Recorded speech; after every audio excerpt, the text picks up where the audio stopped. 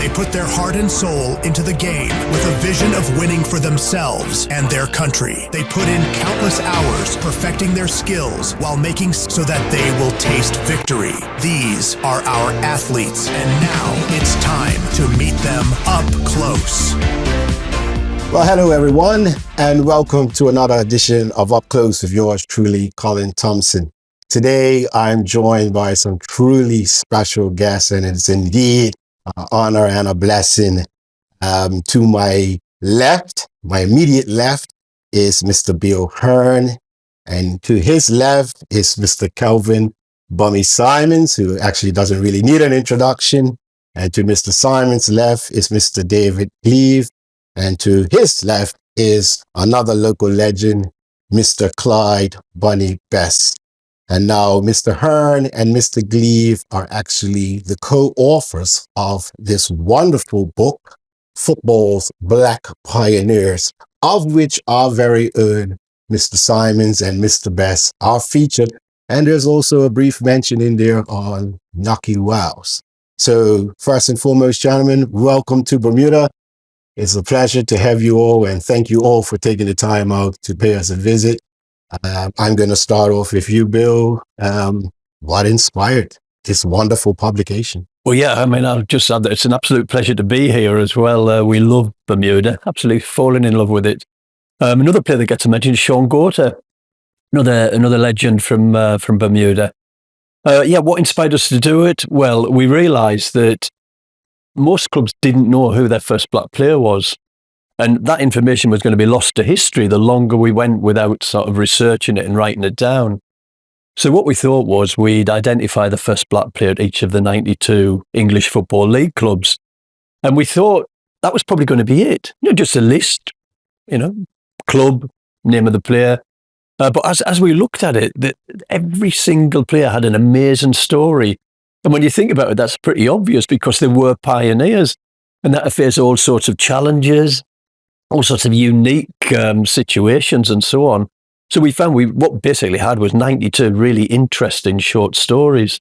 So, that's what inspired us to do it. And it grew into a 208-page book.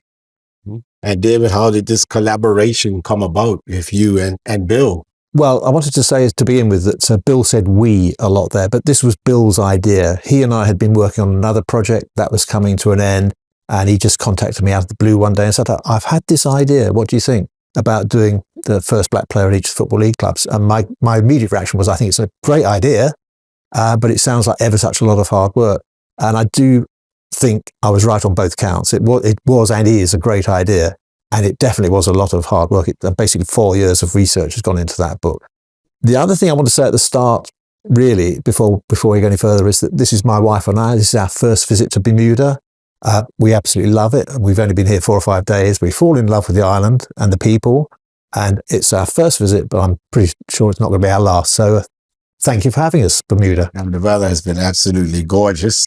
So great timing. Yeah. Great time. Now, obviously, there's some huge names, pioneers listed in this publication, and I'm going to show it again for our audience and encourage them to definitely see if you can get a copy of this, because there's a lot of history. It's a treasure trove of history, and I think it's so important to know your history in your particular sport. And of course, we're talking about football, but among those names, Laurie Cunningham, Viv Anderson. For you, Mr. Symonds, how does it feel to be featured, profiled along with some of these legends? Bill and Dave are responsible for me. Other than that, Rochdale, but Bill, I can't give my thanks to these two gentlemen. What I call a wonder boy, to come up with this idea of black pioneer. And you go down in history as the first black player to play for Rochdale. Yeah, but Does it have a special ring to it? they will give you information on that. I became high. T-shirt specially made up. Yeah, okay, so it's upside It's down. upside down, but I think I'd rather for Dave talk about Right. it. But we're just going to repeat it for our audience. Our very own Mr. Kelvin Bummy Symonds just happens to be the first black footballer, to play for Rochdale. And I think that's an extraordinary, remarkable piece of history there. And certainly puts us in the spotlight once again. And just to go over to you, Clyde, how does it feel for you to be, listed among, some of the biggest names, some of the biggest players ever to play this game, this wonderful, beautiful game of football? Well, it is a beautiful game.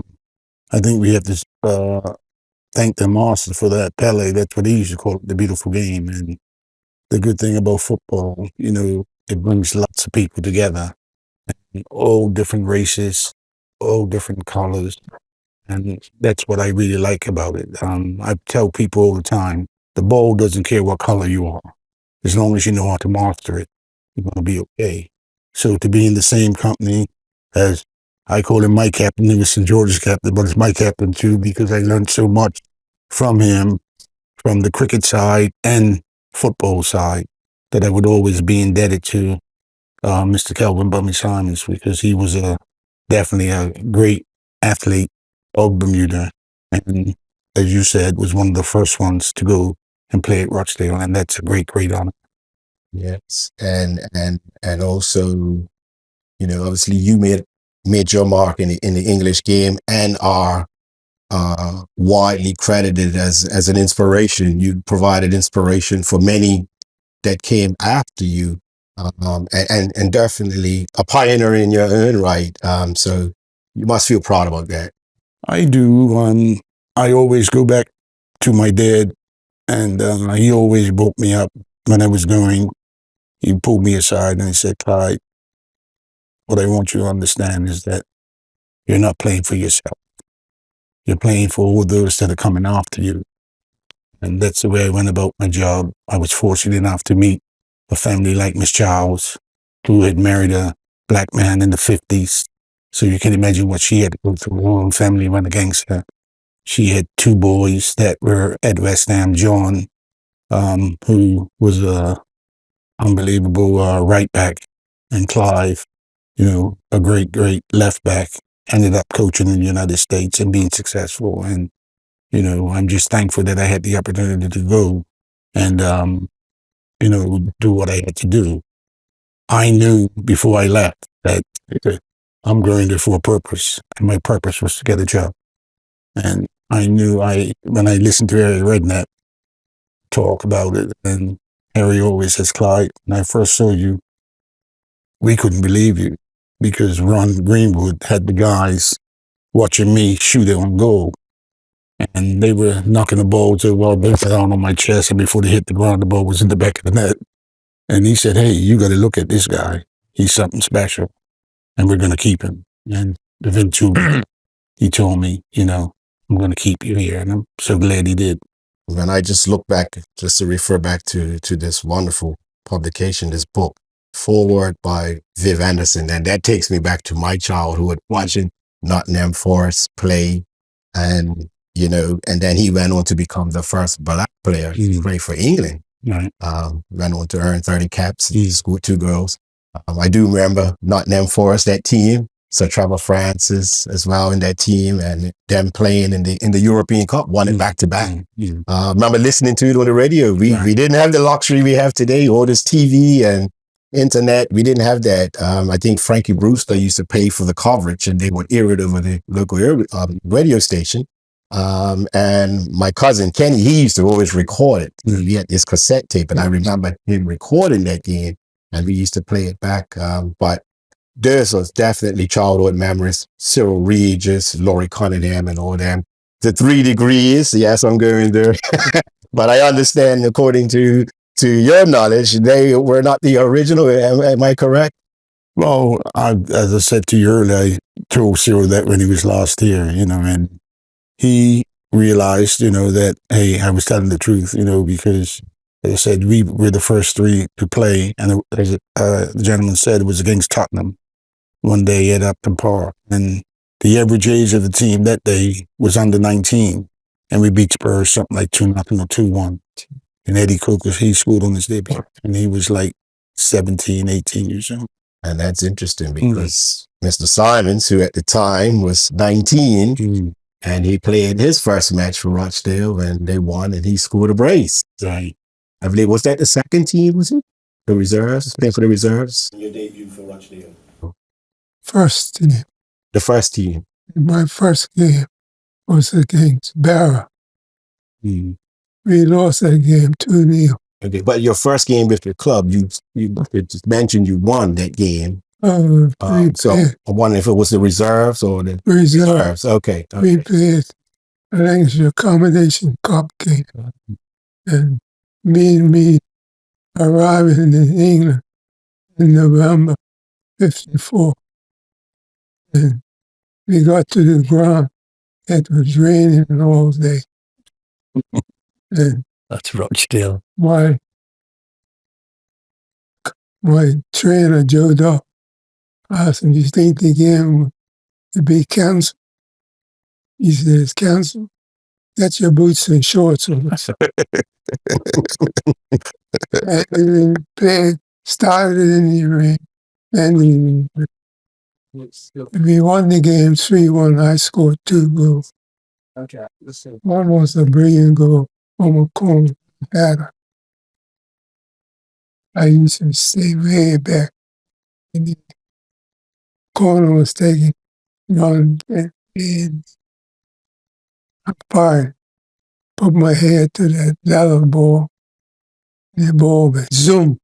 Hit, foot, down. Not up, down. And hit. And you talking about mud.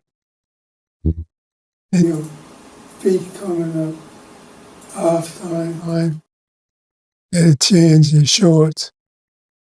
Sometimes you get time to change your boots.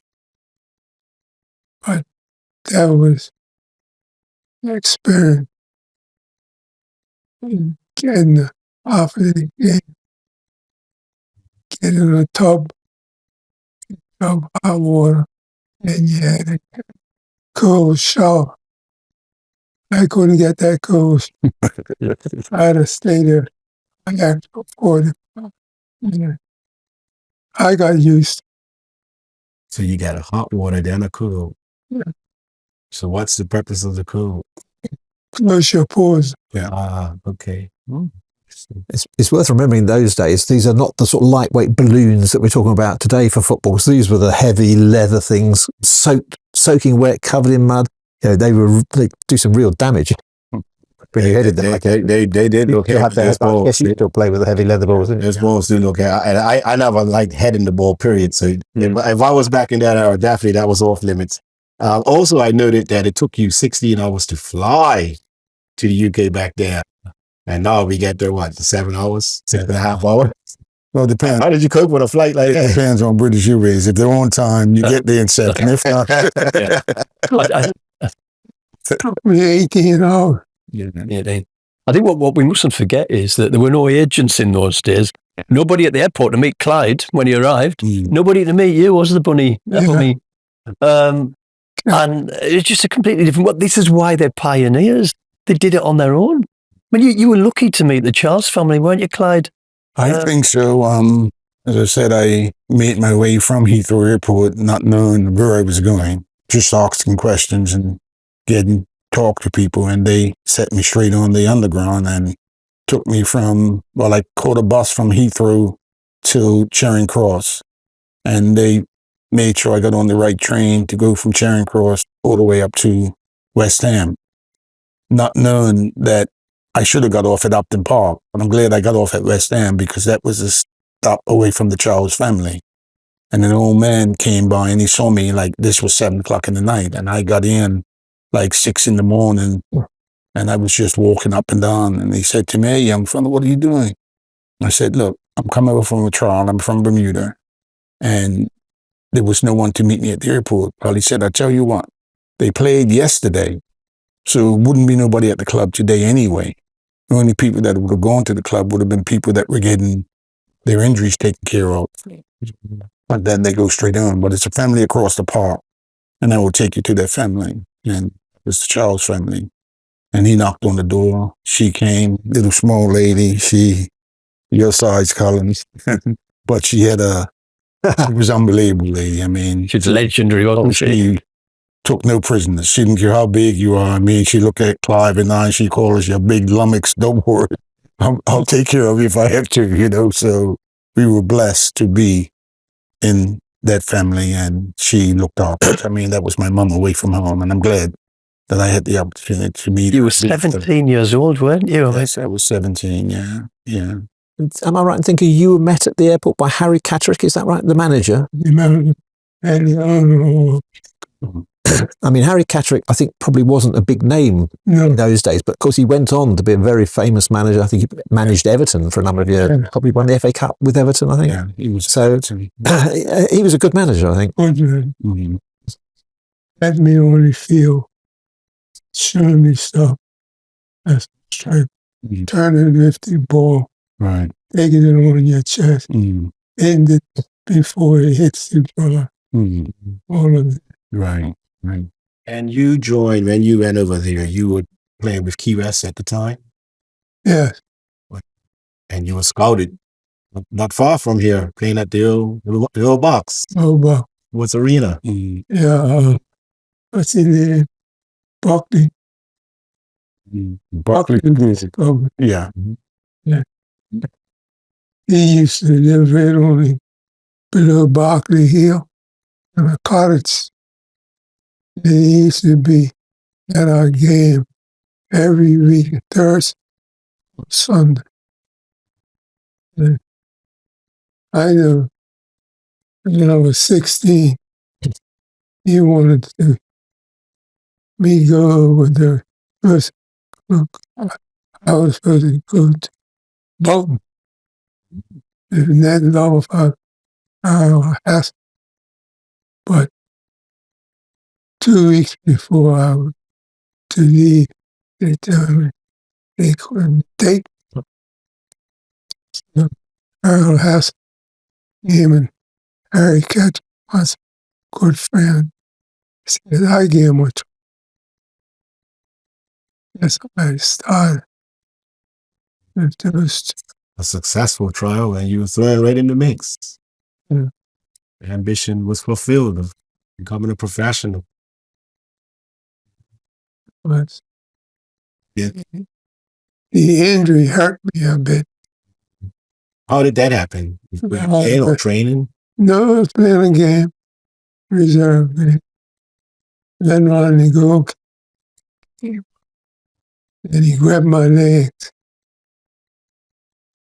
And his knee and something like twisted. I was done. Following me, I was on the table. And I always remember my surgeon, Dr. Grace. He's an Indian from Bombay. And after 6 weeks, I went back to him, checked my knee out. Every time I trained, knee used to puff up. And he used to say, take a needle, stick it above my knee, take the fluid out. And he says, I've got to go with your leg. Yeah, come on and see what's going on. So I came back to full fitness at Mogi. And I hurt the knee again. I didn't play for about 3 months. Just sitting on the table, heat treat. I started to get depressed. And after 18 months, I went to Calgary.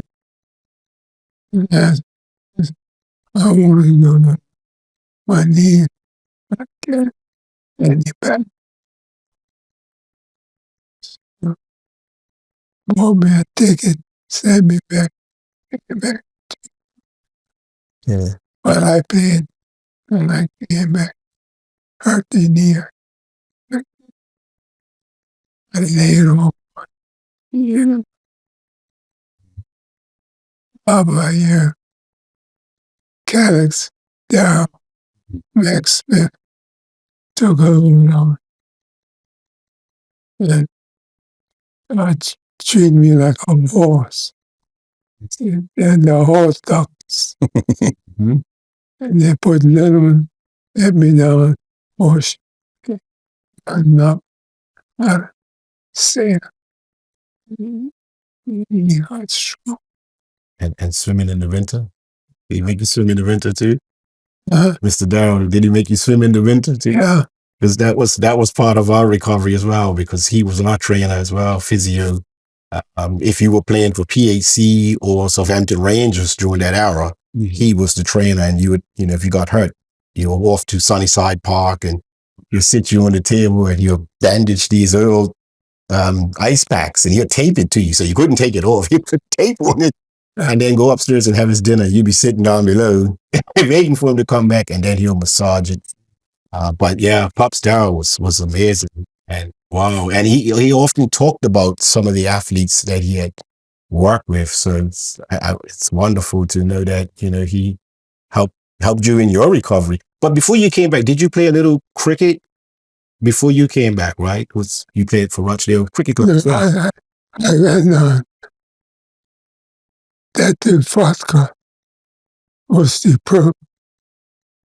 Was in the polyamida was that elder in the Garden Wall in the cricket class. Yeah. That dude wanted to tell me, if you've any tour, don't send the other team in. And that stuck on my pocket. And of course, all this happened before you came back from Bermuda and led that dominance in Georgia's team that helped the cup for like an eternity. Pretty much like what Symonds is doing now. Yeah. Much to Clyde's delight. He took it out of licks. I mean, this gentleman here, he beat us up in them days. I never forget my first cup match. And hey, I'm Kelvin Bummy Symonds. I mean, that's my hero, you know what I mean? And wow. And it was an honor and a privilege and a pleasure to be out there with all them guys, Lee Rain and Dick Trott, Fleas Hall, Neville Darrell, and I mean, to be able to do that, I was 15 years old, and playing with them guys, hey, it was a dream come true. So you played in cup match as well? Yes. Oh, okay. Yes. James. Right. Yeah. Well, James didn't play with me. It was the year I played cup match. It was myself, Reggie Tucker, right, Peppy Hensley, right, Shorty Spencer. right. I think we were all coached. Might have been Kenny Cam. Yeah. But as you say, you had Bill like Toppins and Lee. And it's funny, every day I see Lee. Him and I played an old boys match down at St. David's one day. And that's when the West Indian guy came in. And Lee was bowling. I was in second slip. And I took this catch. Lee said, guys, I wish I had you on St. George's with because I was able to have good edge, you know what I mean? So I'm glad you raised that, because obviously when your name is mentioned, many people reflect on your football career. Right. But yes, you did. You did make a name for yourself in cricket and got the opportunity, the privilege really, to play in cup match, which is like the pinnacle, in domestic cricket. That's what you want to aspire to. Cup match and even with the national team. It's kind of the other way around with Calvin, isn't it? Because basically he's a cricket hero on Bermuda, and I think his football career had kind of been forgotten a bit, because when I think I first contacted the Gazette and said, oh, can you put me in touch with him? Do you have a contact detail? And they said, what do you want to talk to him about? I said, well, his football career in England. I said, well, we didn't know he had a football career in England. So it was, obviously you were famed for your cricket, and the football had gone a little bit. And I think with you, it's probably slightly the other way around. You were really famed for your football. Right. And I didn't know you played in cup match. Oh, I love Most players here do, we do play football and cricket. And Mr. Symonds, I mean, you mentioned PHC, Key West, and his name is synonymous with that. When he came back, he did. You made me cry one Sunday. I never forget. He did some damage on the football pitch as well. And Tell me it was 1964 when you played West Ham Rovers. Yeah. And this game was at Devonshire Rec. I'll never forget. I was a little boy. And for me to get to the game, I had to clean my cousin's car. So that wasn't the problem. I wanted to go watch this game. And it was an unbelievable game. PHC, was it 4-3 or 4-2? 4-3. Yeah, 4-3. It was an unbelievable game. It's a shame we don't have no footage of that sort of stuff because those guys in those days, they played some football. We was leading 2-0 That's right. half time. Yep. And we came back. And I had 3-2. 3-2, yep. 10 minutes to go. Campbell Symonds. I used to tease him before he passed. I said, Campbell, that is the best goal I've ever seen in my life. He hit this thing on the volley and he swiveled and hit it and it flew in. But they were strong enough to be able to come back. And it's funny, Neebs tells me all the time because he scored that day. Yeah. And Neebs was telling me they had a corner. So normally Neebs, what you in the box for? You can't win this thing. So he said, Skipper told him, Neebs, I'm going to get this header. So Neebs said, he must, I don't know if he nudged you a bit or nudged somebody and got this glancing header. He probably didn't even realize he had this head. Yeah. Close his eye. Yeah, close his eye. And he scored. He ended up scoring that. Ended up beating West Ham Rovers. But that game, that day, it was an unbelievable game. I mean, in Somerset, if you wanted to rub Somerset, you could have done it because everybody was at the game. Nobody left in Somerset. You all went to Devonshire Rec. Including all the police. And I always tell Neebs, I said, Neebs, it's because of you I got where I got to. Because that day you guys made me so mad. You beat my team. And I said to Neebs off the game, I said, let me tell you something. When I get my turn, look out.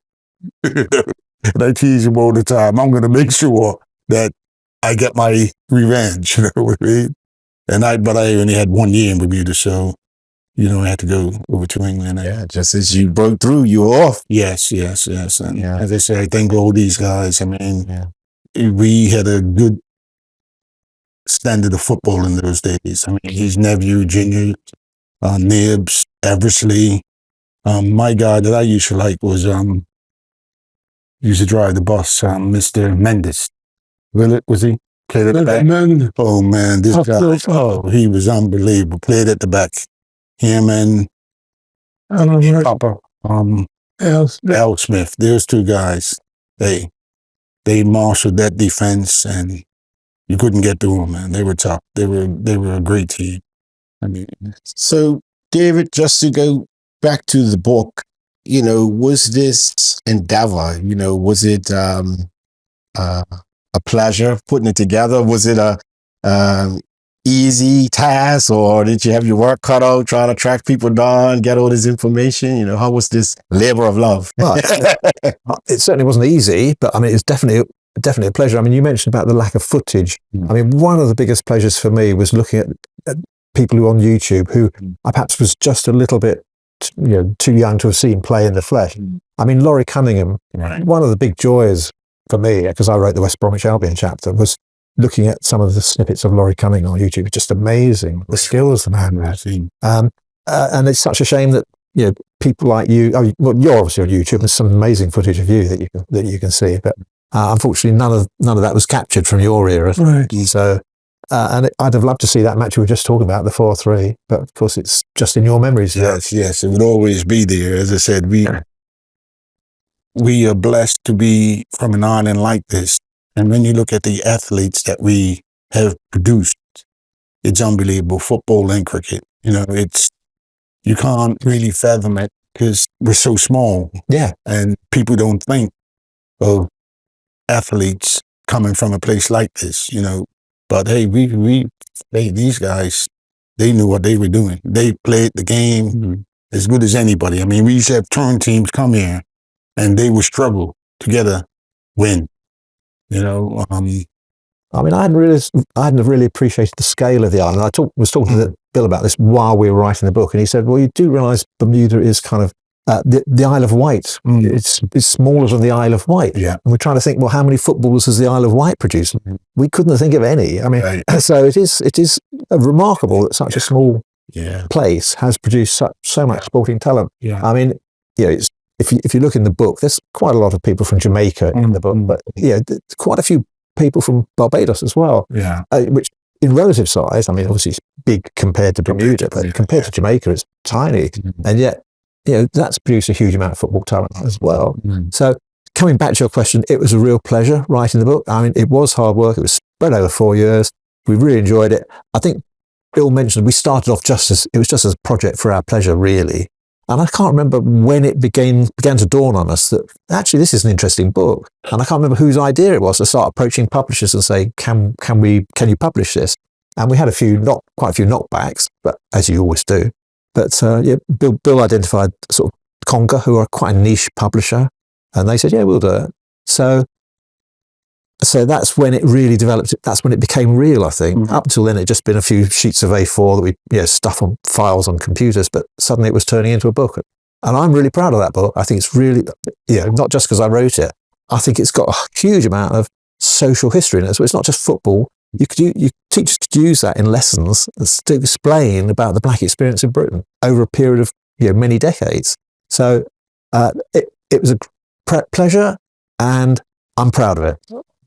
I think people don't understand what life was like for Clyde and Calvin. Now, every club has black players, not unusual.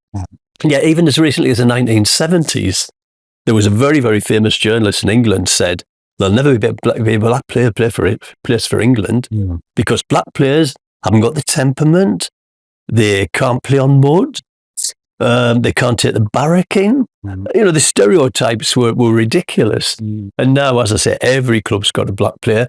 And not only that, I mean, Clyde, you played up front when you were allowed to be kicked to bits. The pitches were rubbish. And you played 300 games. Yeah. Naki Wells has just reached, I think, 500. Kyle Lightbourne played over 400. I think Sean Gorter played about 600.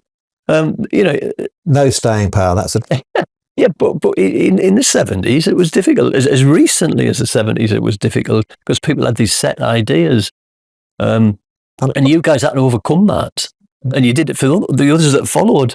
Yeah, as you said, I know myself. I knew what I wanted. I couldn't play professional football in Bermuda, and another group of people that I would always thank is the British Navy, because I lived in Dockyard at that time, and my dad was in charge of the prison. And the Navy shipyard, they had a field. I can look from my mom and dad's bedroom and look to see who was playing. And one thing about the guys, if they saw you sitting on the sideline, they would tell you, hey, come play with us. And we would go and play, and we'd learn. So to play against men. So I was playing against men when I was like 11, 12 years old. And I never forget a guy, Mikey Gilbert. He told me the other day, I never knew, he told me, he said, Clyde, I saw you play one day over Dockyard when I was like 11. And he said, I ran over Somerset, and he said, he told him, you think Boley Smith can play?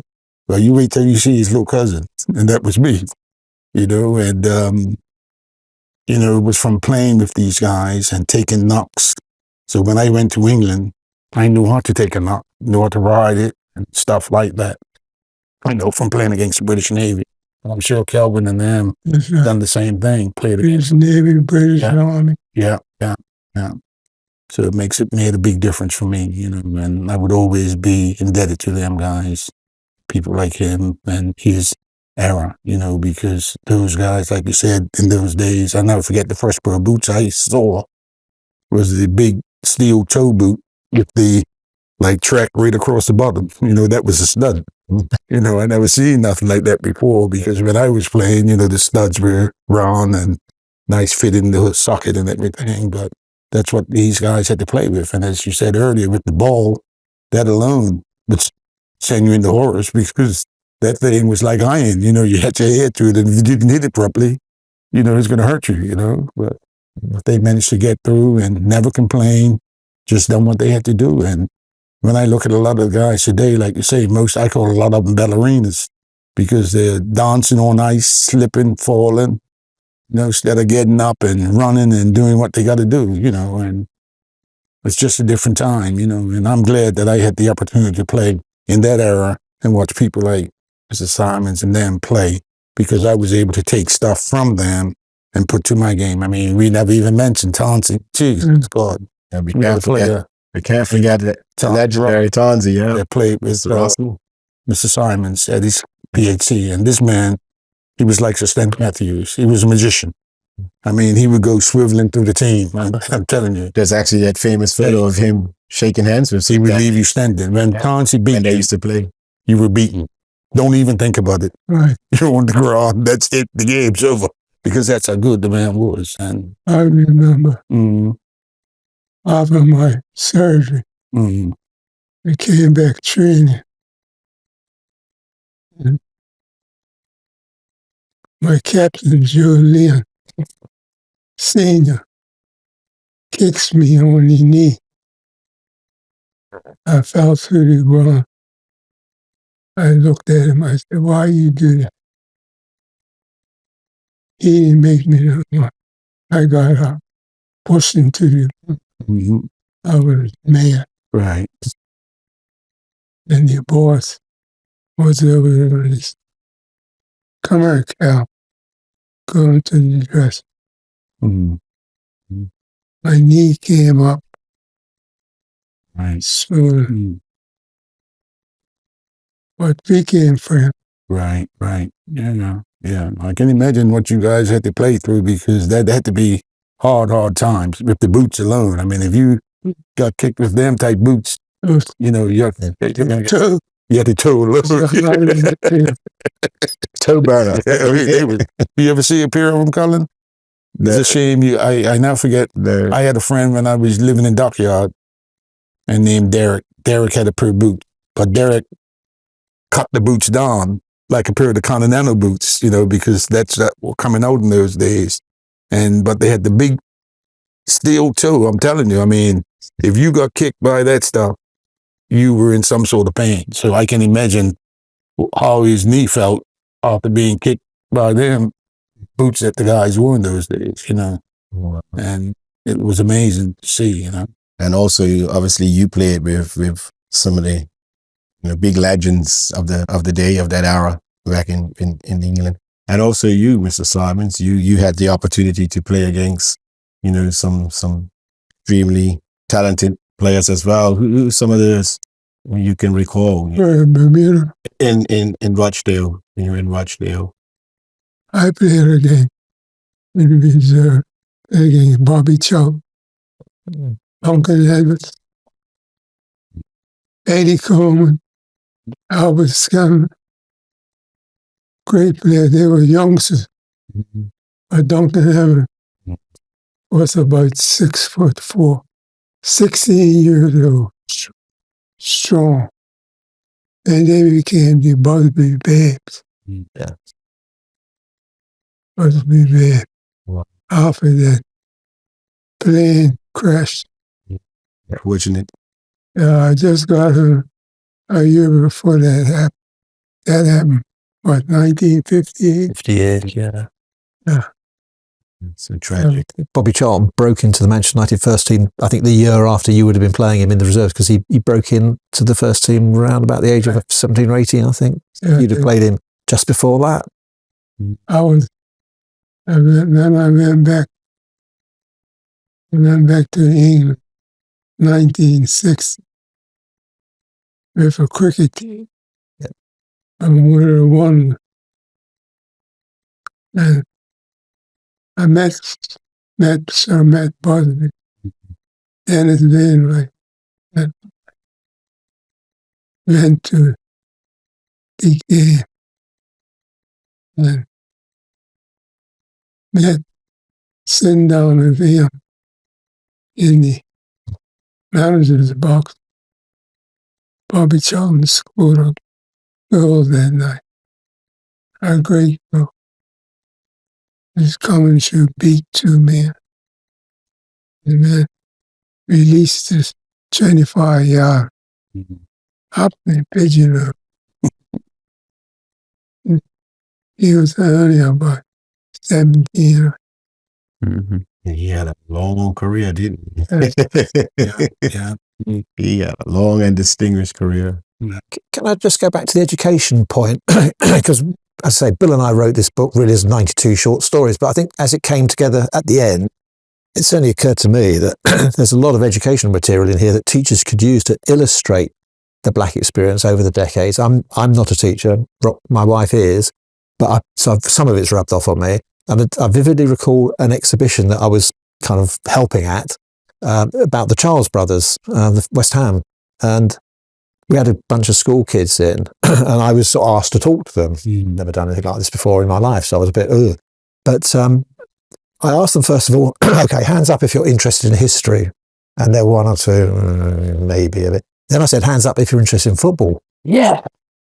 And of course, I was then able to talk to them about football, but weaving in loads of history as well, because some of the stories in here, you've got Walter Tull, who fought in the First World War.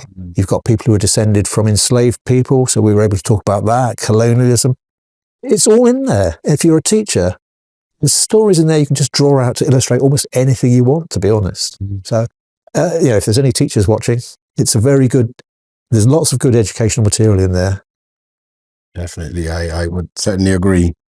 And I just want to thank you and congratulate you, on pulling it all together and, encapsulating this important history that's now available for, future generations to learn, more about their history and the game, history of the game.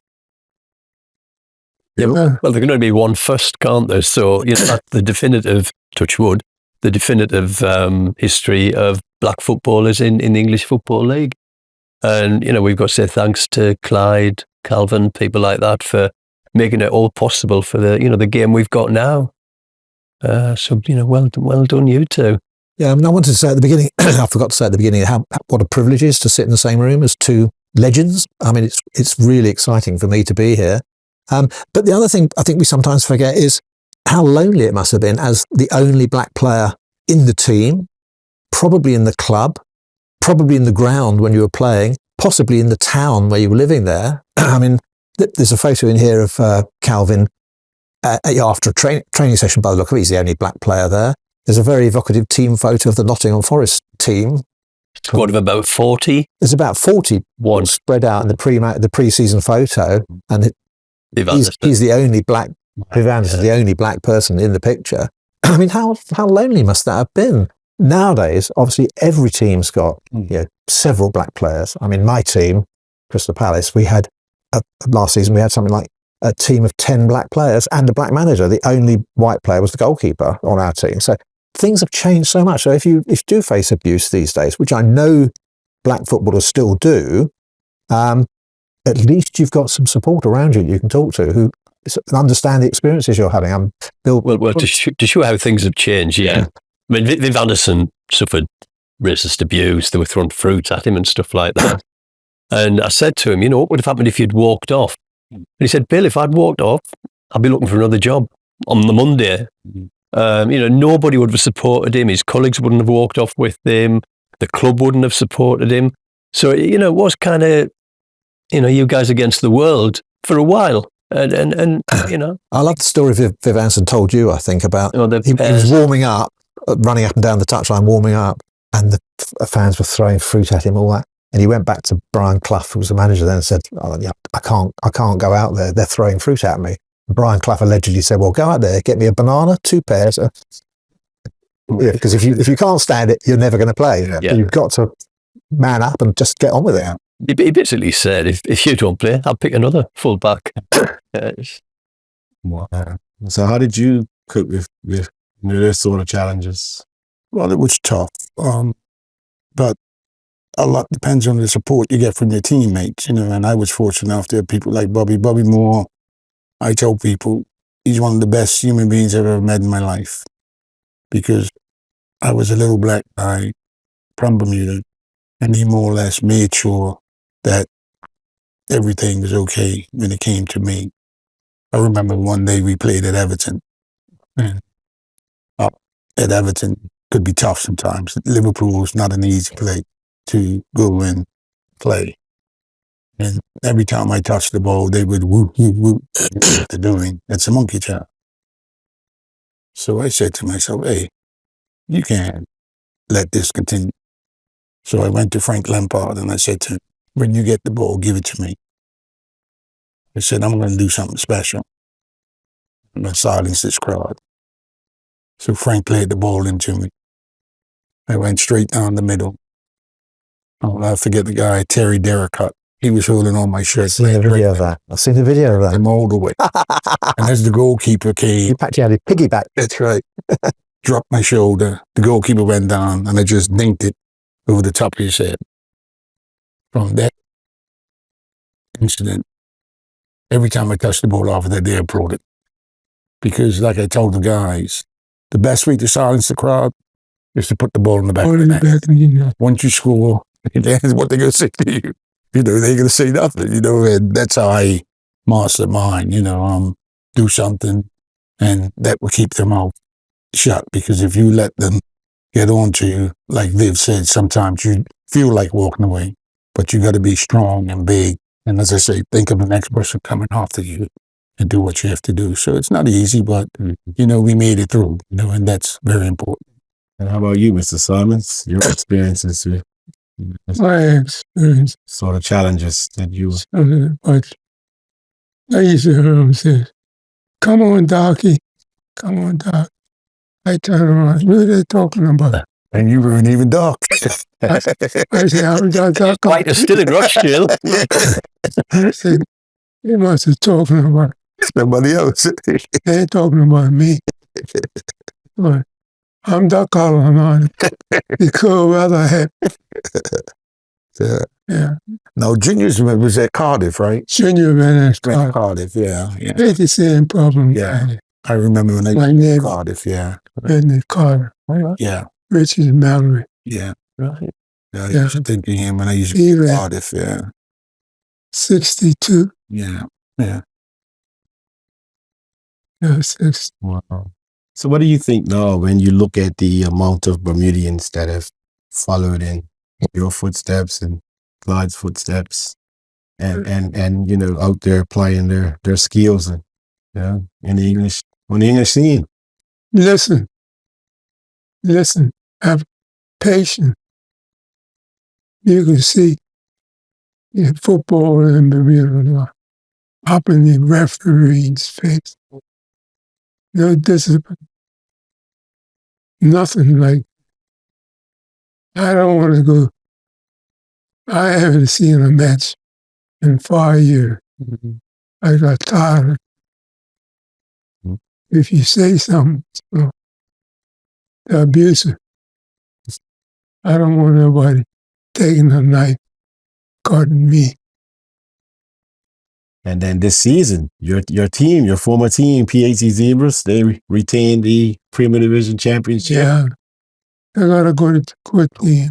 You're happy to see them succeed, Yeah. show some more success, and also the friendship. They did a double. They got the friendship as well.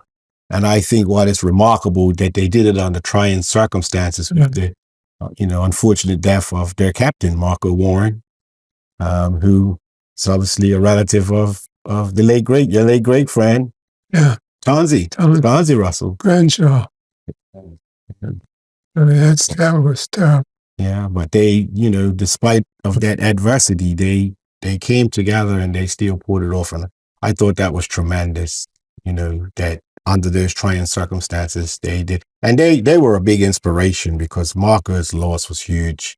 We all felt it, you know, teammates, opponents, us in the media. I can tell you unequivocally, at the beginning of the season, I wasn't even feeling football, but the way that PHC came together and, you know, we're going to do this, we're going to be okay. It inspired me, also his family, you know, and, you know, it's so much more to this beautiful game. It's a game, it's a sport, but there's so much, and it is a family. We are a family. I truly believe that we are a family. So, congratulations to your team. And, Thank you. And I thought that was the best way they could possibly pay tribute, not only to Marco, but to his granddad as well. So, Not Cardi Hall. yeah. And I was a youngster. A great team with Permanent Juniors. Mhm. Permanent Junior. They used to all in the Army, Bermuda Army, stationed at Prospect. And they used to play a Navy ship in that company, Malabar, Denver. And they played 3 games.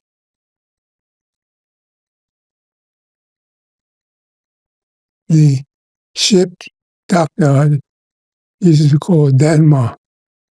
Peachy Juniors won off. The next 2 juniors beat them 2-1, and won the third. And had a fellow there named Eric Yamo. Striker, brilliant. They was pros. Had to do their time in the Navy. And that team was Jeremiah, I can call Jeremiah Meal, Hardy Beck, right back, Oscar Franz, left back, and Kitchener Simmons, David Augusta. Both of them was 6'4", 2 big sons. Bully William, Noel Stephen, two Franz, Bussy Butterfield, Scorchy Beck. And I arrived at Ruts. The boss told me, I got a guy that is part-time now. He was in Bermuda. I was there at Camel. I met him, and he said that team could have played in England. I was called Chip, Bussy Buddy, Scorchy Beck. They was first-class player. And took us, Key-West Rangers, 3 years to beat them. They were a great team. And then they amalgamated, right? Was it Key West and Pembroke Junior? Yeah. To make No. Key-West, PHC. Key West. We didn't have no club room. They changed their name from Key West to PHC. Okay, so it was an amalgamation between Key West and Pembroke Junior. Yeah. No, not permanent. Okay. PHC. And And when they moved up at the Corinth Stadium, you had finished playing. Your career was over by then. When PAC moved up to Ward, were you still? Yeah. You were still playing. Yeah. I didn't finish till the last 32 years. My knee. I was just about to say, Mr. Popsdown did a good job on your knee because you were able to continue playing and pursuing your passion. Took a year off. Yeah, ball man. We had some nice youngs, low village members, Stan Young, Ashton, David Fox. Even one time we had so many players. The BFC could we put a team on if the white say, yeah, we can do it. They've won everything.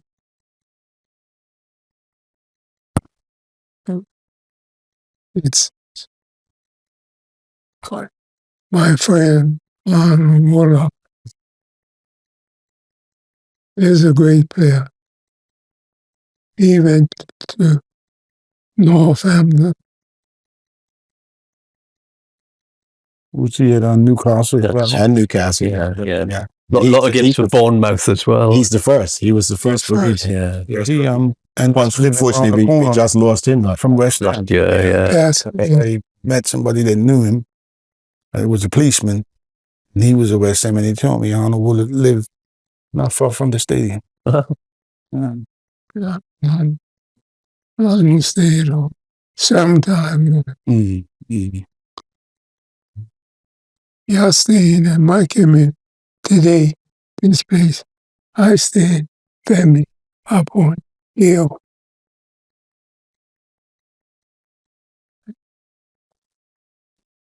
Great. and you not only were you a pioneer over there, but also here, integrating the game here, you played an integral role in that as well. Well, I was going to say, I mean, that's what interested me, because I hadn't appreciated just how segregated Bermuda had been until relatively recently, because I think when we first started talking to Calvin, when you were playing, there was a black league and there was a white league. And I mean, I think for Bill and I, that's quite difficult to get our heads around, but when did that finish? In 1960s. the 60s. So It's not long ago, really. Is it? not really, no. So before we wrap it up here, again to wrap it up, David or Bill, how can the public obtain a copy of this wonderful publication? I'll let you, David. Well, I mean, they can almost certainly get hold of it on Amazon. I don't know how much Amazon is used here, but basically it is on Amazon. When we first published it, I know that Browns, I think it was, ordered a number of copies. I think they ordered about 20. I'm hoping they've long since sold out. We spoke to publishers not so long ago, and they do still have copies. So if a bookshop on the island, Browns, or the bookshop opposite it on the road there, if they said we would like to order some copies, if they contact Conquer, the publishers, there are copies available for sure. But for if you want a copy tomorrow, if you want to rush out tomorrow and buy a copy, I think Amazon is probably the best way of doing it. Is that right, Bill? I would say so, yeah. And any final thoughts from the co-authors? Any final thoughts before we close up? No, thanks for the invite. We love talking about the book and about the players in it, and we could talk for hours, but promise I won't. So, David. Well, I mean, all I would say is I think if it wasn't for the book and if it wasn't for the Calvin connection, I think we would never have come to Bermuda. There are many places in the world. It's lovely to visit, but I'm so glad that we have done that, and it's really only thanks to the Calvin connection. So thank you very much for living in Bermuda. Thank you. What I will say to you is that there are a lot of beautiful places in the world, but nothing like this.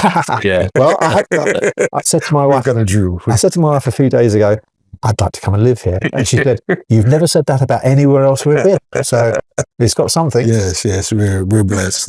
Any closing remarks, Clyde? Hey, I'm just glad that I had the opportunity, number one, to see Skipper. I ain't seen him for years. And it's lovely to see you. And, Thank you. say hello to the family, and I'll tell them my love and prayers will be kept. And hey, I want you here for as long as we can keep you here. Indeed. And Mr. Symonds, any closing remarks?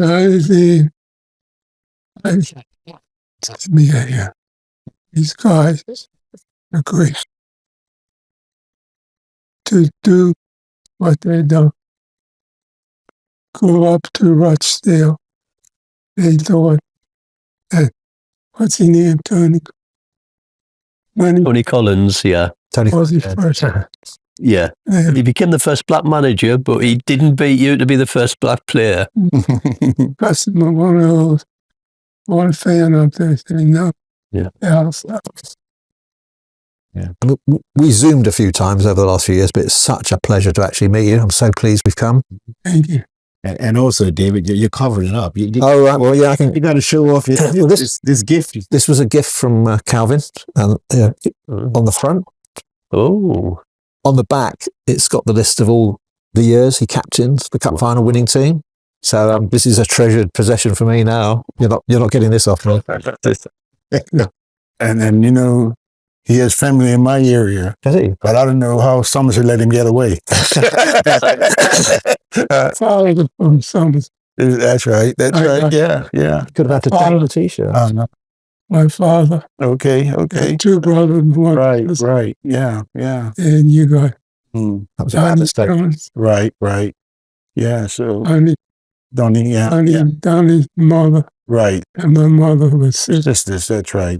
And you had the silver girl, Sober. Yeah. Oh, Quentin's. and Yeah. June, June. Yeah. The girl with the twins. Yeah. and Well, June. But he got away. One that got away. Yeah, I got away. one they got It away. hurts my heart. But I like that head. I tell people all the time, I'll never forget him because I always remember him saying, when you're playing cricket, get your runs first. And when I get my runs, no matter what it is, I've got mine. You got yours together. I'll never forget, we played in a high school game one day, and we were playing against Barkley. Barkley knocked us down for 22. So I said to Jerry Swan, Jerry went through us this day. So myself and Joe Smith took the new ball. I said, Joe, we got our 22 runs, They got theirs to go. Yeah. We knocked them down for 18. Went through. And that was a lesson. That's like a good wicket. Yeah, but I'm saying I learned for him. I've got my 22 runs. You got yours to get.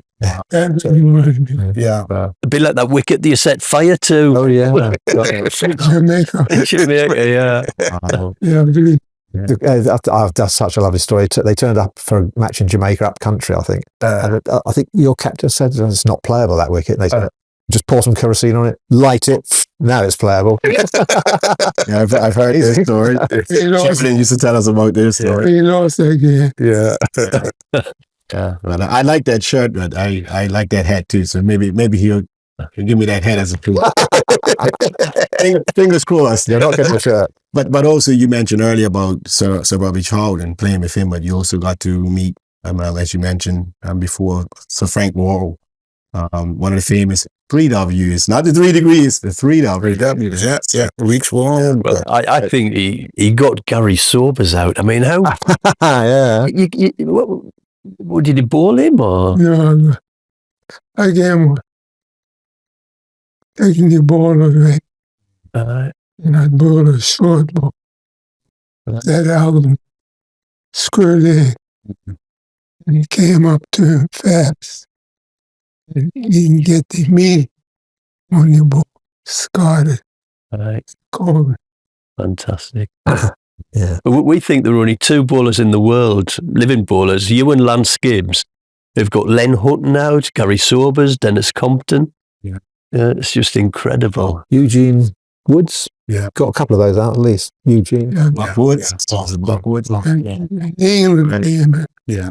Wow. 53. And Eugene Woods is still around, I believe. Yeah, So it's still something in the air here. Yeah. It's still there. Yeah. England came up. Yeah. Wow. I know we can go on forever and ever. It was none for none. Mm. And Chopper Hazel brought him back. Scott. Mm. He wanted to blow more. Took E.G. and him and Clarence Simmons. Mm. Oldgate was the next. Chopper, get off the ball.